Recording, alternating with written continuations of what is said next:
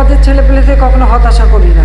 বিসিবিকে বুড়ো আঙ্গুল দেখিয়ে প্রধানমন্ত্রীর হস্তক্ষেপে আইপিএল খেলতে আবারও ভারতের উদ্দেশ্যে রওনা দিল মুস্তাফিজুর রহমান। দর্শক, এবারের আইপিএলে একমাত্র বাংলাদেশি খেলোয়াড় হিসেবে চেন্নাইয়ের হয়ে দল পেয়েছিল মুস্তাফিজুর রহমান। আর প্রথম ম্যাচ থেকেই একাদশের সুযোগ পেয়ে নিজের চিরচেনা ফর্মে ফিরে আসছেন এই কাটার মাস্টার। তার বোলিংয়ের স্লোয়ার এবং কাটারের সামনে রীতিমতো দাঁড়াতেই পারেনি বিশ্বের বড় বড় ব্যাটসম্যানরা। দুর্দান্ত বোলিং করে চেন্নাইয়ের বোলিংয়ের মূল অস্ত্র হয়ে উঠেছিলেন এই কাটার মাস্টার।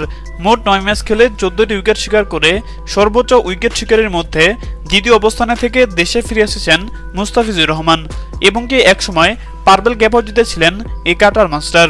জিম্বাবুয়ের বিপক্ষে টি-20 সিরিজ থাকায় মুস্তাফিজকে আইপিএলের মাঝপথে দেশে নিয়ে আসে বাংলাদেশ ক্রিকেট বোর্ড, কিন্তু এখন পর্যন্ত জিম্বাবুয়ের বিপক্ষে টি-20 সিরিজে মুস্তাফিজকে দেখা যায়নি।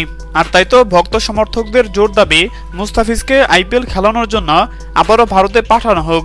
আর এবার সংবাদ মাধ্যমে এসে বিসিবি সভাপতিকে রীতিমতো ধুয়ে দিলেন প্রধানমন্ত্রী শেখ হাসিনা। তিনি আজ এক সংবাদ মাধ্যমে এসে বলেন, মুস্তাফিজ আইপিএলে দুর্দান্ত পারফর্ম করছিল, এতে করে আমাদের দেশের মুখ উজ্জ্বল হচ্ছিল, কিন্তু জিম্বাবুয়ের বিপক্ষে খেলানোর জন্য মুস্তাফিজকে কেন দেশে নিয়ে আসা হলো? মুস্তাফিজ আইপিএল খেললে অনেক কিছু শিখতে পারত, এতে করে আমাদের দেশের জন্যই ভালো হতো। আর তাই তো আমি নির্দেশ করছি মুস্তাফিজকে আইপিএল খেলানোর জন্য আবারও ভারতে পাঠানো হোক। হ্যাঁ দর্শক, আপনাদেরকে বলছি, মুস্তাফিজকে আবারও আইপিএলে দেখতে চান কিনা জানিয়ে দিন আপনাদের গুরুত্বপূর্ণ মতামত আমাদের কমেন্ট বক্সে। ধন্যবাদ।